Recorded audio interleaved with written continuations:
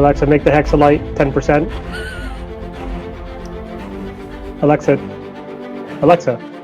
Alexa, give me a lot of money. Alexa, stop. Oh, man. So much for voice recognition. I've spent some time over the past couple of days watching this show. All right, let's do it.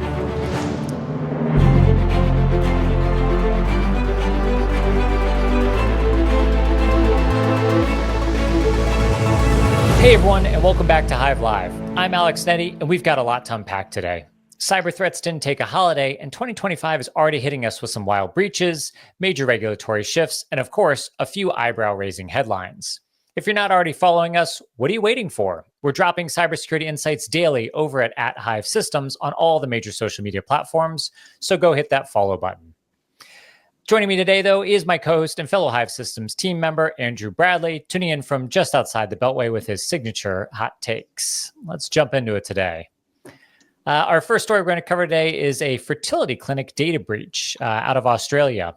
In this month, here in February 2025, the Australian fertility clinic Genea suffered a massive data breach by the termite ransomware group, apparently exposing around 940.7 gigabytes of sensitive patient data. So that's including medical histories, test results, and all of that was leaked over the dark web. Some interesting facts here about this. Obviously, the patient privacy is a huge piece for all healthcare providers. And of course, really underscores the susceptibility of medical institutions, including doctors' offices, hospitals, and other healthcare providers to cyber attacks. A big part, of course, that always goes with this, whether in Australia, or here in the United States, or in Europe, healthcare is often one of the most protected and regulated data types. So, of course, this is going to have some huge legal and regulatory impacts. Andrew, we've seen a lot of healthcare breaches over the years across the board, and obviously governed by HIPAA here in the U.S. Why do healthcare providers continue to be a big mark for hackers and scammers around the world? Yeah, honestly, I think it's just because, one, they're kind of an easy target. A lot of these clinics and hospital systems they lack in up-to-date cybersecurity and cyber hygiene practices. So it makes them an easy target. But also, the data that these ransomware groups can get from these targets basically is a treasure trove for them, right? So you are not only getting like personal medical records from people who are using these services, but also you're getting basically deeply personal information about people that can basically be used to extract a really high ransom. And there's not we talk about ransomware all the time on this show basically, and there's not always a guarantee that they're going to destroy this information. It's going to end up on the dark web somewhere. It's going to end up on Pastebin. So there's not always a guarantee that, like, even if you do pay a ransom, that this information is going to stay private. So to an attacker, like, this is a gold mine basically. So if you leave your systems susceptible to these types of attacks, you're just inviting somebody in the front door, because this stuff is like really like, it's basically like just somebody leaving the keys to a bank open, like the bank vault open, and allowing somebody to walk in and take the money out, because that's essentially what this data is to those people. It's just money for them to extract from these companies or from the targets. And later on down the road, who knows what this might be used for? It might be used to train AI, might be used for other advanced attack vectors, or other, like we talk about credentials when they're taken from breaches used in credential stuffing attacks. Who knows what like health information could be used for down the road as we move towards a more like biometric centered centered information technology culture. So there's a lot of stuff going on here that's deeply concerning. But I think obviously the biggest issue is the biggest incentive is just the payment for such critical information about people and patients. I was going to say, right, I think one of the main things, motivations for hackers continues to be money. That's always number one. Mm-hmm. I think you make a good case that healthcare information is number two, because it's only one step away from getting money. Yeah, whether it's holding ransom that information and saying, hey, I'm going to release it to the public unless you pay me. Yeah. Whether to the individuals or the healthcare providers, or why not both? I suppose you could double dip if you were a cyber criminal. Yep. But two, you're right, all the legal and regulatory fines that could go with a breach like that, those healthcare providers have a vested interest in making sure it doesn't get out. It would make more sense to invest in those protections up front so you don't have to deal with this, but I guess here we are. Yeah, so I mean, one of the things we never really talked about on this is like the emergence of kind of this cyber warfare games between competitors even. So you never know who's actually behind these attacks. And a lot of them are mercenary groups, mercenary hacker groups, and they basically work for the highest bidder. And I would not put it past, a little bit tinfoil hat theory here, but I wouldn't put it past some of these companies now to start looking at competitors in their industry and seeing, maybe it would be beneficial to us in the market if they suffered a, significantly embarrassing cyber breach. So that's another consideration we have to worry about. At this point is just like market games going on as well. But with the health sector in general, the healthcare sector in general, there's disparate systems. There's people all over the place that are associated with these healthcare networks or clinics or health systems. They're all over the place. It's very hard to secure the footprint of IT that they have in those environments. And all it takes is one network connected device to have a vulnerability, or one database to have terrible access controls or something in place on it, and this is where you end up. So I mean, it just underscores like knowing what you have and securing what you know about, and making sure that anything that you don't know about isn't able to connect to your network. Those rogue device type scans and rogue device type detection activities, like, just underscores the importance of those types of activities as well, and those controls. I was going to say, it's funny you say that, because as we get to our show notes here about how to protect yourself, one of the first ones was, make sure you're using reputable healthcare providers. You bring up a good point. Maybe competitors would say, hey, we want that company or that healthcare provider to look unreputable. And so as a result, I'm going to take my business elsewhere because I don't trust them. Mm-hmm. Yeah, there could be a motivation behind it. It's a dark place to be, but I suppose that's where we are in all of this. Yeah. And leave it to me. Like, there wouldn't be a Hive Live if I didn't jump ahead and, ruin the moment. So I also call out, monitoring medical records, keeping an eye on your information. Lots of, you've probably been impacted by a data breach over the years, so you have the ability to monitor your information on the dark web. Do so. And of course, make sure that you register for those services. One of the things we always note about those services, and they're a dime a dozen these days, it's great for monitoring on the dark web, and you can even overlap multiple providers to have some really good views about what's being seen. But my favorite part that's often forgot about those dark web monitoring services, or kind of identity protection services, is they often come with an insurance policy with them, often on the order of millions of dollars in terms of impact. So if you don't register for that credit monitoring service, you don't get that protection, which can be a problem. So if your identity gets stolen and you have to get new documents, or there's impacts to your livelihood, you can file against that claim, and as a result, and really as a result of that data breach, you can get money back. But if you never register for that credit monitoring, you don't get that money. So it's my number one tip in all of this.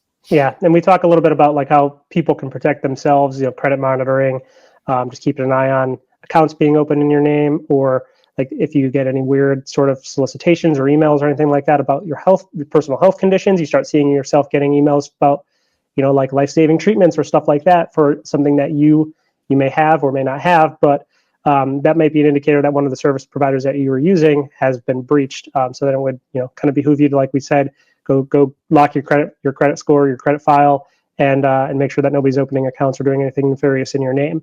Yeah. We didn't really talk about, the protections that the healthcare system can take, but honestly, like we beat that dead horse quite a bit on this show. So basically, obviously knowing what you have in your IT environment, so asset management is critical. Because you can't secure it if you don't know about it. Implementing strong configuration management and compliance monitoring and configuration monitoring controls, making sure that you have a standardized baseline, that anything that deviates from that baseline you're aware of, and then just obviously making sure that your network controls your perimeter and interior network controls are in place, your monitoring is in place, and keeping all your systems up to date and patching those vulnerabilities, because once they hit the wild, once there's a vulnerability, especially like an access control vulnerability, somebody's going to take advantage of it. So keeping on top of your vulnerability management program. And then on the flip side of that, for recovery purposes, having those useful, ready to use backups stored separately, logically separated. So, if something does impact your entire network, the logical separation keeps it from attaching itself over to the backup system. So you can restore, and you may not have to pay that hefty bounty to get the encryption key or the unlock mechanism to free your files or free your systems up. So you can recover overpay the ransom, which is always preferred by not only yourself, because you save a lot of money, but also law enforcement, who doesn't want you to pay because it just invites more and more of these types of attacks. Agreed. Healthcare providers, get it together. Yeah. Well, we can help you too.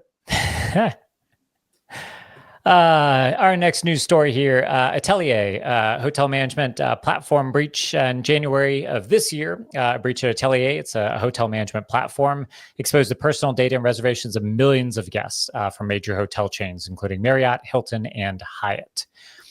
This is one of those things we're seeing as the world becomes more digital, that even major brands, rather than building tools to use in-house, they go and leverage third-party tools. And Otelier is one of those leading brands that's built kind of the booking and management platform available.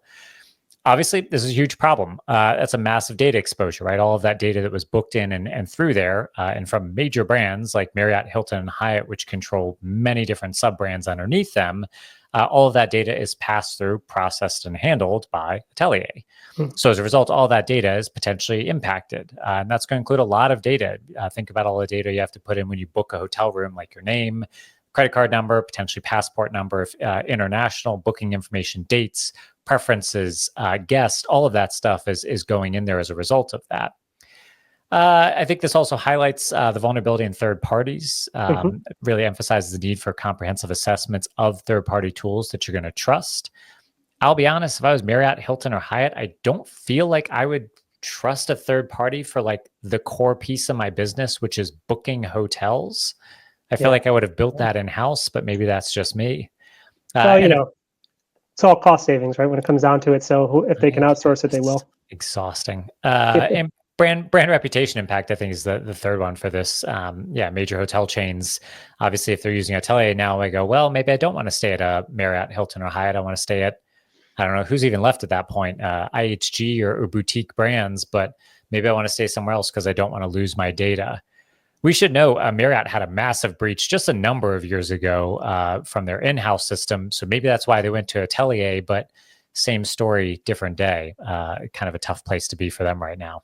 Yeah, I don't know what Otelier does specifically for them as far as the hotel management platform is concerned. I don't know if it's reservation and bookings or if it's like room management. There's a lot of third-party services that.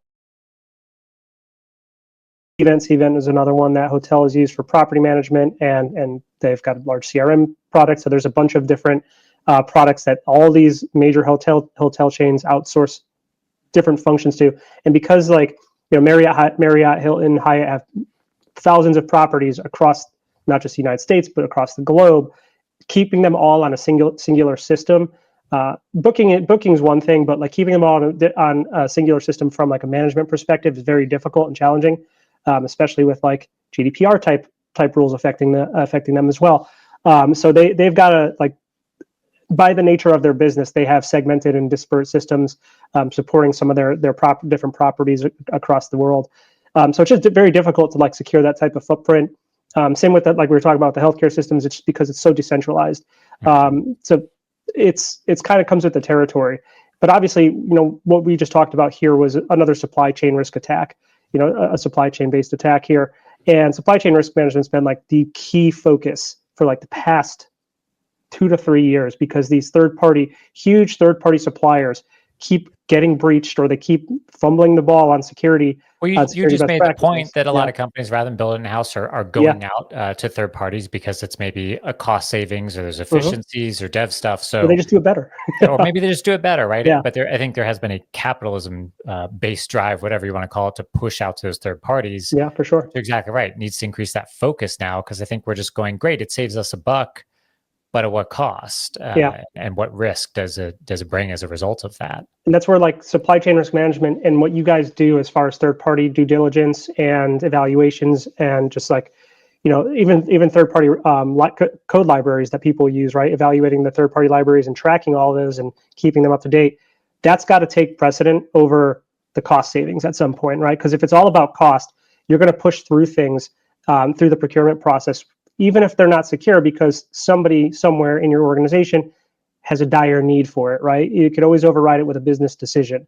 The problem here is that like we're starting to see that those decisions have knock-on effects of introducing vulnerabilities or leaving the front door open basically to these types of attacks. So people have to start taking supply chain risk management much more seriously than they do, and start saying maybe the cost factor isn't worth it compared to if we have to pay fines to the EU, or we have to pay or we get litigated against and have to pay a settlement to a bunch of claimants. Like, this is the type of stuff that people need to take into account in their quantitative risk models, and account for, like, if their supply chain fails, what's it actually going to cost us? Or if it's breached, what's it going to actually cost us, versus the decision we make to not do something, or to do something that we don't necessarily want to do, over the higher security outcome. So, like, this is the type of stuff that we talk about, when we talk about with Derive. Quantitative risk really should drive these decisions, not necessarily kind of like just a judgmental business need. Well, it's, for all of these deals, usually when they're third party related, it's based on a business need. It's based on dollars and cost. Hey, we can hire a bunch of people and build these programs and maintain the infrastructure in house for $4 million a year. Or Otelier has come to us and they're offering us all the same functionality in a modern platform that's, based worldwide for $3 million a year. Business decision, great choice, easy return on investment. We've just saved $1 million, and we get all the, great new mobile apps or whatever they have with it. But you're exactly right. There's risk that gets drawn with that. So as a result, how do we make that come together, right? And I think those need to be added in. It's probably harder a lot of times in-house to go, what is the risk of us running our own program and understanding it? But absolutely, for a third party, we collectively need to be doing much better with that. One of the big things then, of course, as a consumer, how can you protect yourself? Man, think about this. If your credit card was stolen, don't travel. Stay home. Lock yourself in your house. I would say, let's see, emails have probably gotten stolen, so watch out for phishing emails. Your name and potential address has been stolen, so you could watch out for that.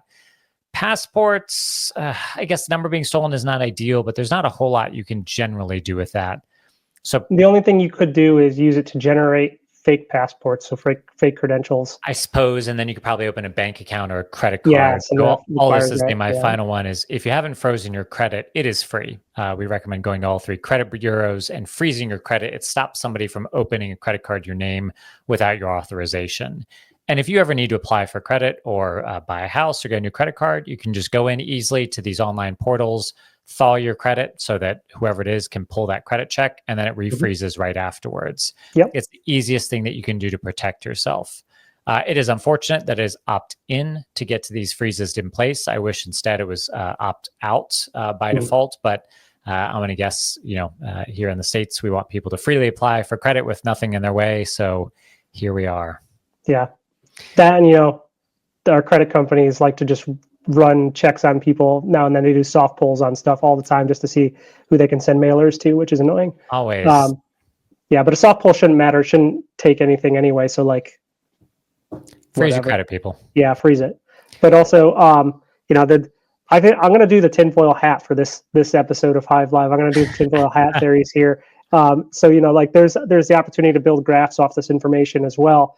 So people could basically, track if somebody's consistently staying at the same hotels for the same properties. They could build graphs around your activities and what you do and where you are at any point in time. So, like, just that amount of data that can be gleaned from these types of systems is, could be damaging from an optic perspective as well. Like, especially for, like, high net worth or VIP individuals who don't want people to know necessarily where they vacation all the damn time, and now they've got this graph built around, like, every single property that Taylor Swift goes to for all of her vacations in wherever. So yeah. Let's switch gears here and talk directly about money. Enough about information. It's the Bybit cryptocurrency exchange hack. And this happened just this month here in February. Bybit, who's a Dubai-based cryptocurrency exchange, suffered a $1.5 billion security breach. One of the wild things that we've noted about cryptocurrency over the years, of course, is once you steal it, it's gone. The money is gone. And so, of course, if you can get in somebody's wallet, you instantly have access to the money. As opposed to a bank account, maybe there's some extra checks or fraud detections in place. The catch, of course, is that cryptocurrency is all open and transparent, so you can see all the money moving around. And as a result, the FBI is currently attributing this attack to a North Korean state-sponsored hacking group. So they've got a history of stealing crypto assets and laundering them through blockchain transactions to try to disperse that money. Luckily, we have Andrew here, who is our resident cryptocurrency expert. And Andrew, I believe this was an Ether wallet, if I'm not mistaken. Yeah, it was an Ethereum wallet. Yeah. It's basically a multi-factor wallet or a multi-sig wallet that had a vulnerability associated with it, and so they were able to basically ignore the multi-sig aspect of that wallet. It had a fallback with an externally owned address, so they basically were able to use that the compromised address to empty the wallet. Not supposed to be able to happen, but the company, Bybit, didn't use best practices when they were setting up the wallet, so that basically enabled these guys to drain the wallet, which they were using. I was going to say, it's the largest crypto theft of 2025 so far, and definitely pretty large. That's a pretty large bounty they got there. 1.5 billion. Definitely raises concerns. You're right about exchange security and how these companies are securing or not securing their information for sure. Definitely too, with cryptocurrency thefts, it does help fund nation states that maybe are less than desirable, often coming from places like North Korea. And so for them, it's an easy way to raise and get access to capital that otherwise they have no other means to get access to. So not a great place in all of this. I don't know. Do you think it's going to lead to stricter regulations for crypto, markets and really just protections in general, or a lot of these? I would love to tell you that it would, but the approach to crypto hacks has generally been like, this is an industry that we've already warned you about many, many times of all the risks. So you're basically on your own. Don't exchanges, in sort of acting like pseudo banks, shouldn't they have maybe some regulations in place about protecting wallets and putting, not necessarily cryptocurrency in general. We just say it is what it is, but maybe at least exchanges who are operating as legitimate businesses, should they maybe be regulated and have more in place? Yeah, I mean, this is tough, right? This is a Dubai-based exchange that we're talking about here. So, the conventional like PCI type stuff for payment card processing that they may do, or bank card information or bank information that they may take, like that's opt-in. Any type of SOC 2 is going to be opt-in, and like there's exchanges in the United States that do that type of stuff. Like Coinbase complies with general regulatory standards to provide assurance to its customers. Bybit did the same. The problem was they just fumbled the ball again on some of their best practices here. And the problem is, like, as far as a regulatory perspective goes, a lot of these exchanges are tied up or they're incorporated offshore. So the United States doesn't have a lot of power to go after these exchanges to begin with. Except when they're operating in the United States or providing services to people in the United States. And I'm not sure if Bybit necessarily was providing services to the United States. That's one of the things the United States has tried to regulate, is offshore exchanges being able to provide services to people in the United States. U.S. citizens get around it by using VPNs. They use other privacy tools to get around it and go to these exchanges. Same thing happened with the Binance hack. Binance wasn't supposed to be providing services to U.S. citizens back in, I think, 2020 or 2021. They weren't supposed to be providing services to U.S. citizens. They got hacked. Turned out they was. So they ended up getting, there was litigation against them from the United States government.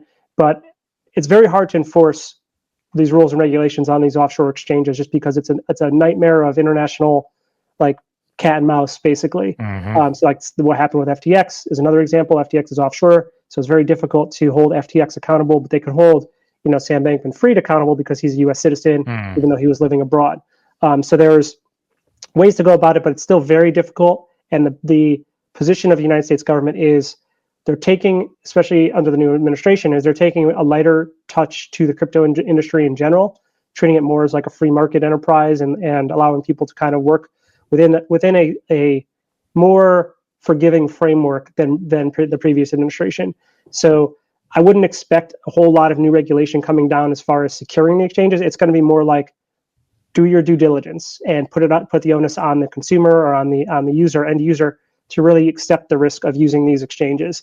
And that's basically like, even if we did have a strong framework for it, people will still go find those cheaper exchanges, the ones that support like the coins that nobody else will put on their platform. Like Coinbase regulates their list, right? So there's very few things that they put on there, the stuff that they're sure is not like an unregistered security.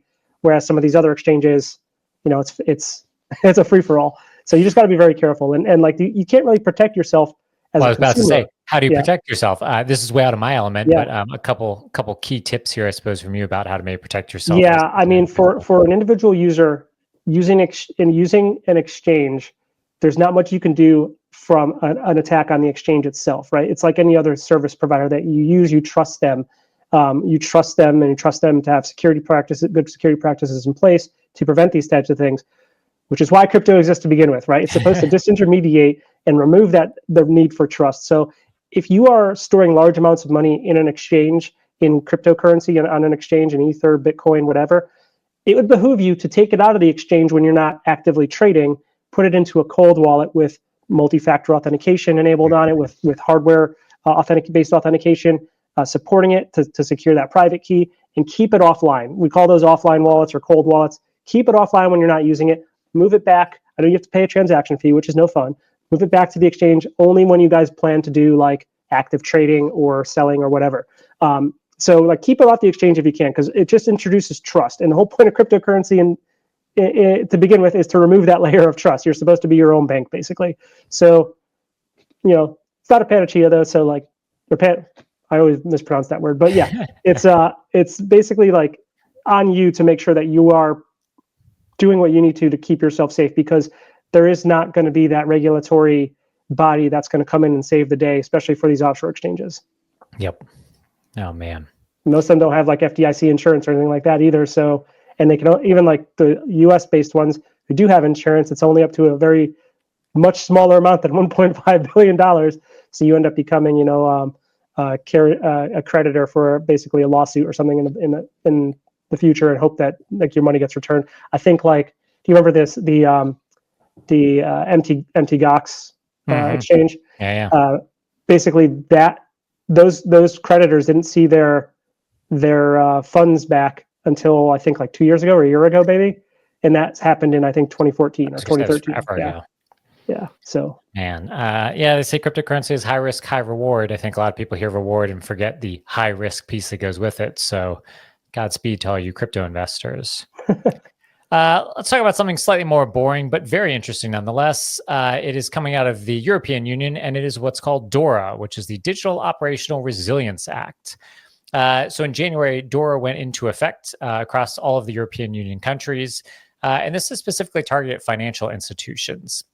It also includes third-party IT providers and makes sure that they're complying with stringent cybersecurity regulations. Ironically, this is a little bit long overdue, and it takes upon something that was passed here in the United States, which was that SEC ruling focused on financial institutions having cybersecurity things in place, including understanding the materiality of data breaches.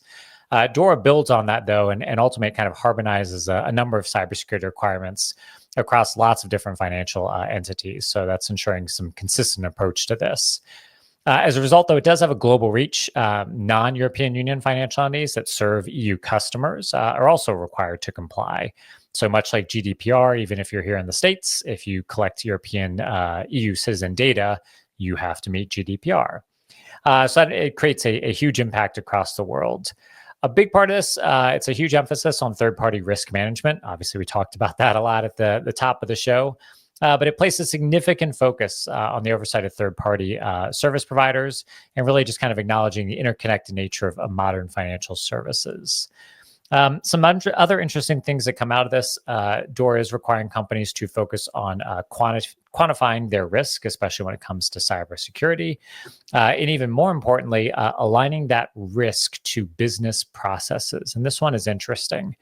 It's really actually codifying what we've probably been shouting from the rafters for years, but it's this idea that if you have a risk, it should have an impact on the business. Otherwise, it's probably not really a risk. And so DORA is really forcing a lot of these companies to sit down and go back to step one, which many of them have probably never thought about, and say, we are worried about ransomware. Okay, but what part of our business is going to be impacted by ransomware? And what is the impact going to be in dollars or pounds or euros or whatever? And how is that going to impact our business and all of this? So this is a huge thing that's going to have big, widespread repercussions, obviously, across the European Union and here into the States. I'm interested to see how this plays out, Andrew, because obviously we have some of that SEC stuff, but this definitely has a little bit more teeth, much like GDPR has. Yeah, and it's level based too. So depending on I don't know if it's volume based or user or total user based or something like that, or records based. But I know that there's like a DORA level 1, DORA level 2, and DORA level 3, and basically like every other framework we deal with, based on the level that you are assessed at or internally assessed at, you have to comply with certain additional requirements. So it's something to keep an eye on. I think the initial reporting period for that begins April 30th, 2025, but I could be wrong there. I think that's when the ESA expects to collect the initial DORA registers from financial entities. So if you're like a financial entity doing business in the EU, it would kind of behoove you just to take a look at that and familiarize yourself with the timelines there and requirements that are coming up. Yep, I agree with that. As far as companies, right, a lot of them already have been contending with this. I don't think this is a surprise to anybody because they've known it's been coming. But for them, it's about probably finding and defining their processes, probably finding some tools to help them. So all of that, I think, is going to be a huge piece of this. And really just being aware of how this ultimately gets implemented. I know there's a number of working groups out there for companies to get involved in to kind of trade ideas and figure out how to conquer this. And I'm sure there's equally a number of companies out there trying to figure out how to avoid this as well as many did here in the States. Of course, I think we'd be remiss if we didn't make a plug here for one of our products here at Hive Systems called Derive. It helps with a lot of these issues around managing DORA compliance, including the quantification of cyber risk. So I encourage everyone to visit at www.deriverisk.com. I want to head over to an interesting one. I would say this is probably one of the most consequential yet most underreported stories out there right now. And it was around the cyber-espionage group Salt Typhoon that breached U.S. telecom networks. This is cataclysmic in terms of its impact, and I don't feel like it's really being talked about quite enough. Ultimately, a Chinese state-sponsored group breached multiple U.S. telecom companies. So that includes AT&T, Verizon, and T-Mobile. And we're not just talking about wireless providers. In case you didn't know, they're actual wires in the ground and pieces that connect all of these towers to your phones. They're also often the ones that deliver internet directly to your office or your home. So as a result, these hackers access sensitive data across the board. So metadata, call logs, even intercepting real-time conversations involving some political figures. The problem with this is that this is such a big event that the scope of the breach is almost unknown in terms of what the impact is. We just talked about quantifying risks. I don't even think you could quantify the impact of this. Ultimately, where did this information go and what's going to be done with it? We literally have no idea. Notably, though, a lot of high-profile targets hacked, including now President Donald Trump and Vice President J.D. Vance were impacted. So lots of national security concerns go with that.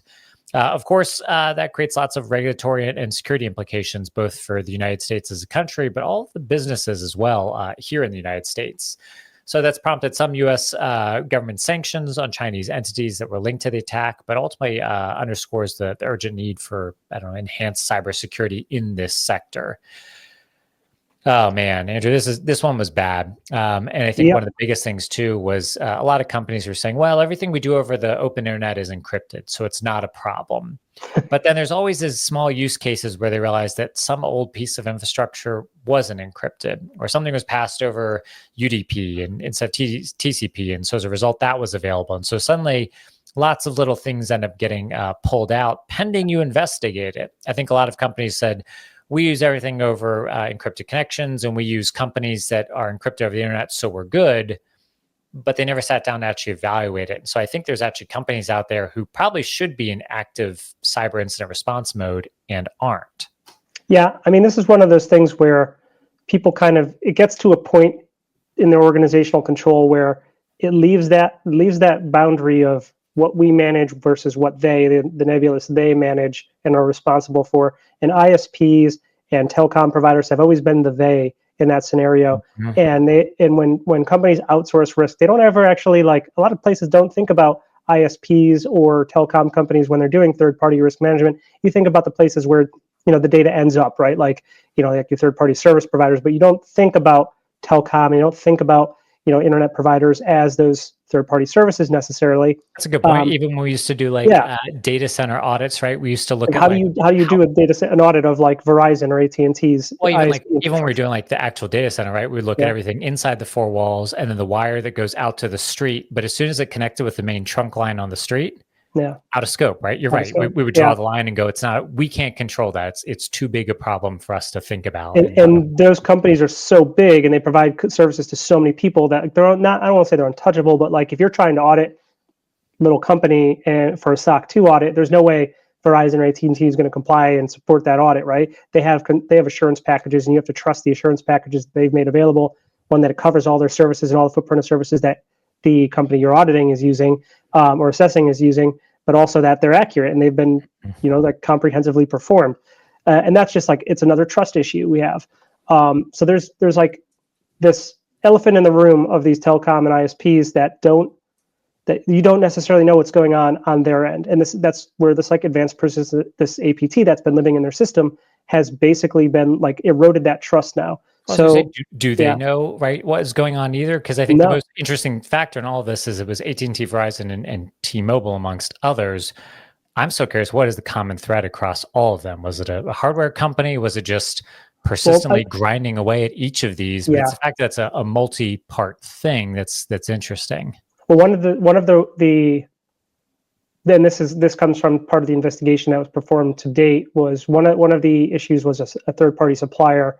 And they haven't confirmed that, so I don't want to like name a name and have potential issues with that. But there was a third-party supplier that they were all using that had vulnerable services and or vulnerable hardware, and that's one of the attack vectors that the nation-state attackers used to get in. And they've apparently used it to get in and live there for forever. The modes of communication you're talking about. We're not too worried about like TSL connections or end-to-end encrypted connections, but obviously like SMS. Nobody thinks about SMS because it gets passed off to your telephone provider or telecom provider.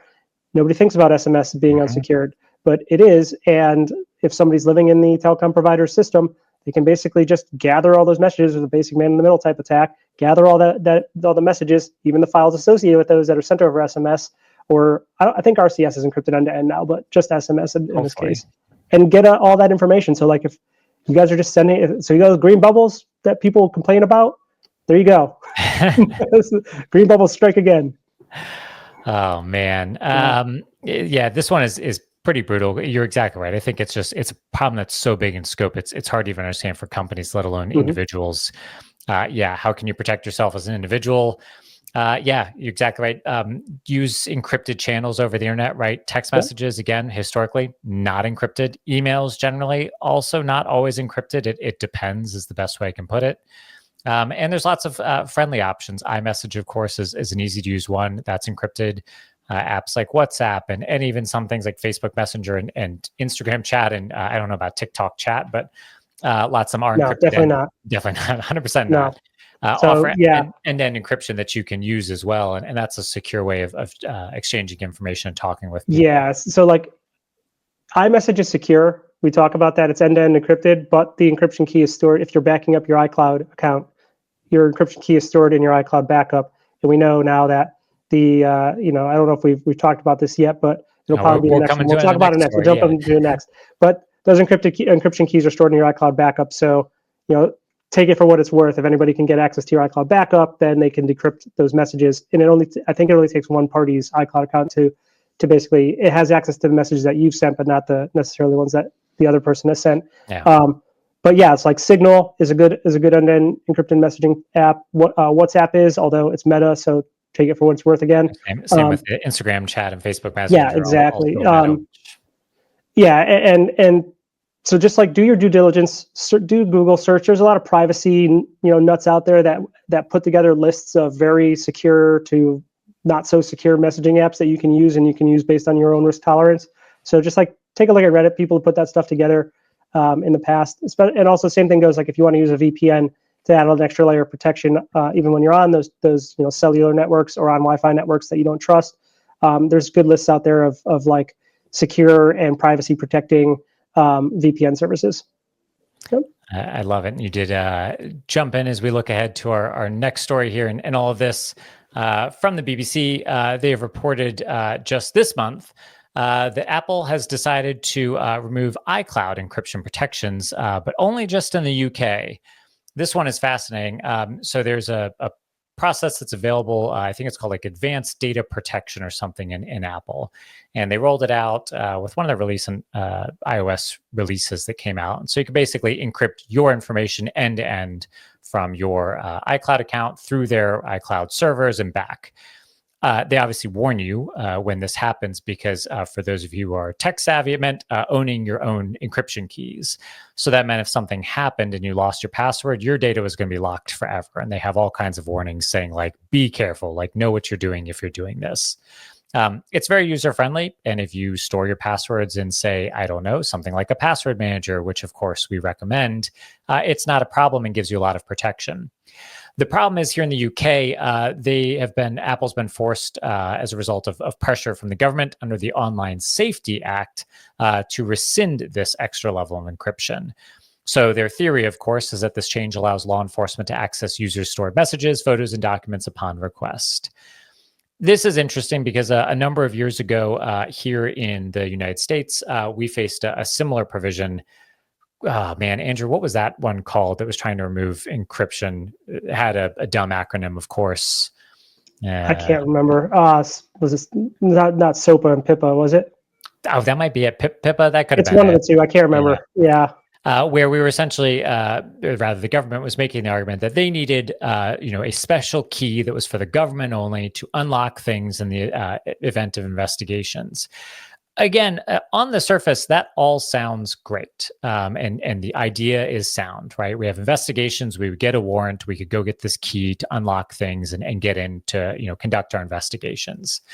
The problem, as we've noted, is that if you create a hole in a wall to allow someone through, even if it's secured as a door, other people are going to get through. We see this time and again, and we've talked about this. And so cybersecurity experts, including ourselves, have advocated for a long time that adding these government-only backdoors is actually an erosion of cybersecurity and privacy standards. It doesn't help, and it's only a matter of time until that key is stolen or misused.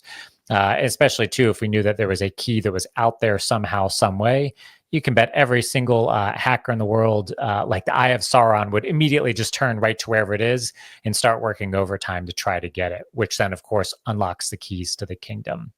So this is a huge problem. It sets a major precedent for tech companies that have been complying with government surveillance demands in the past. Definitely raises privacy concerns for UK citizens, journalists, activists. And of course, I'm going to guess there are other governments who are seeing this and going, well, Apple, if you've already folded once, you can fold again. I would not be surprised if there's a wave of similar legislation from various countries. I'm going to assume the United States asking for the same thing. This is a sad day for all of this and a problem to see. I know that for a number of individuals who have this enabled in the UK, they're letting people keep it on for now, but they're not letting new people register. But eventually it sounded like they were going to sunset those who had already registered. Andrew, your thoughts on this on the whole?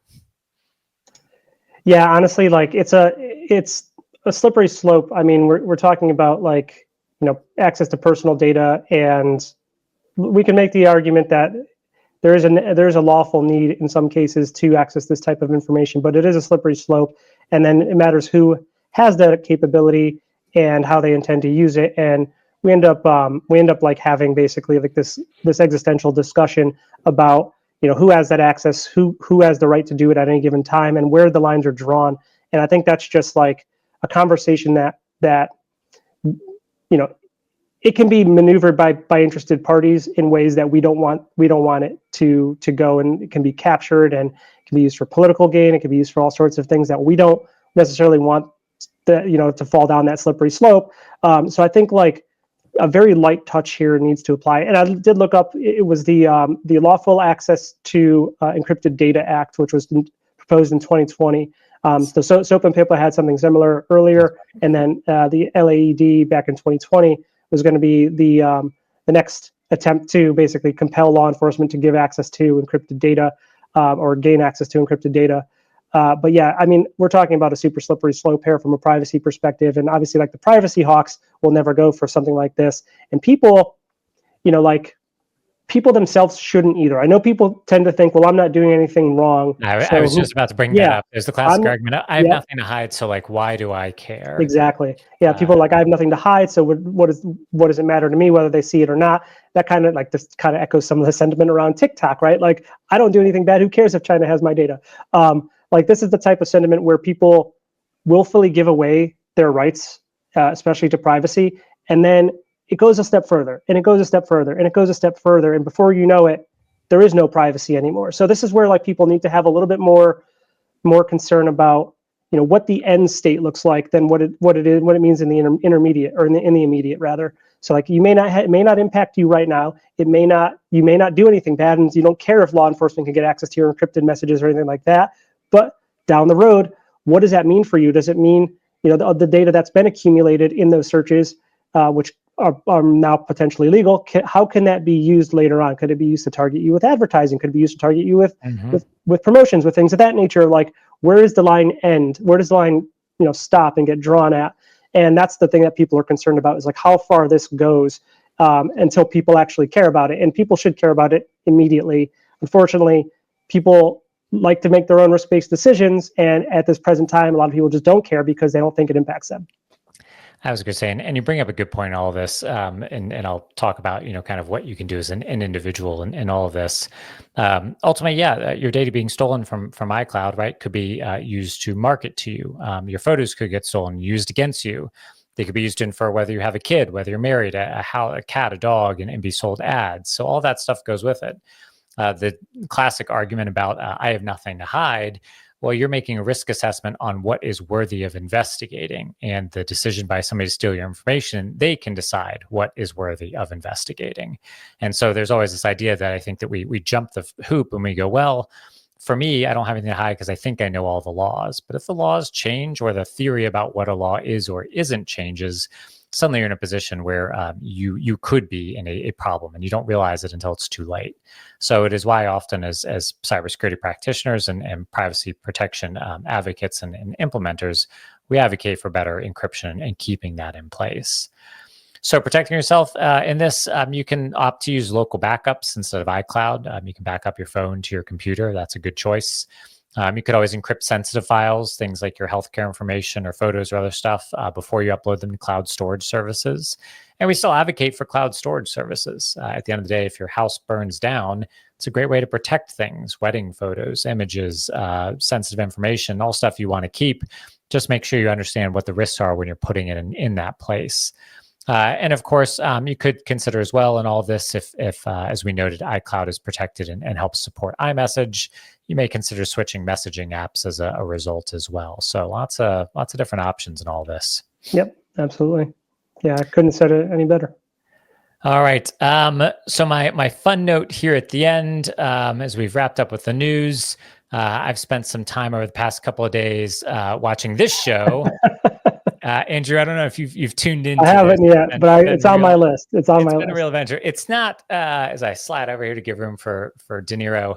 The premise is interesting. It's funny because we were talking about the Salt Typhoon hack. There's a large 0-day hack that happens across lots of different places: airplanes, transportation networks, phones, cars, traffic lights, everything. And so none of them are interconnected. So they're trying to solve, how did this happen and prevent it happening again. Pretty good cast, pretty good plot. Couple surprises. I got an episode or two left. But in terms of the cybers, I would say, let's see, 0 from the least offensive to 10, the most offensive. I put it down like near a 4. It's not bad. There's a couple things. How's the usage of like terminology? That usually is what throws me off. People use the wrong terms for everything. Or just like what I've appreciated so far, I think, and why I put a little closer to not offensive from a terms perspective, is I think they've avoided the getting into the technical jargon, and this was smart.